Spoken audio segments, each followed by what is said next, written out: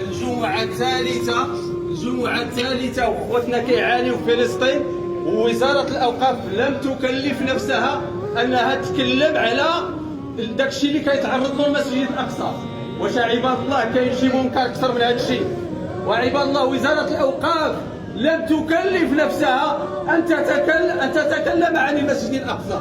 واش كاين شي ظلم؟ المسجد الأقصى ماشي كيسعاو كيخربوه، كيسعاو يهدموه، وحنا في البلاد ما قادينش يهضروا على اليهود وداكشي اللي كيديروا في خوتنا في فلسطين.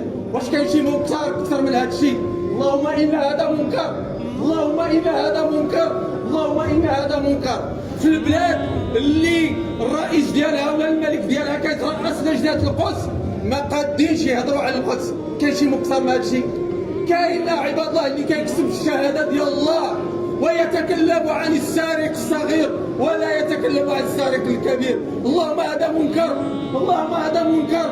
عباد الله مازال شنو كينتظروا؟ واش كينتظروا اليهود يجيونا المغرب وراه نطبعوا معاهم؟ اشنو كينتظروا باش هاد المساجد ديالنا تتكلم على فلسطين؟ شنو كينتظروا عباد الله؟ واش هادو اللي كيدعيو الاسلاميت فيهم شي ريحه ديال الايمان؟ كاين شي منكر اكثر من هذا النهار؟ وعباد الله كاين شي منكر اكثر من عباد الله خوتنا كيموتوا في فلسطين؟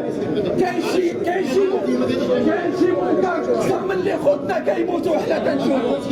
واش ما كاينش شي عباد الله؟ عباد الله في هذه البلاد وكيفاش الجامعه الثالثه لم يتكلموا عن فلسطين، لم يتكلموا عن فلسطين، لم يتكلموا عن ثالث الحرمين.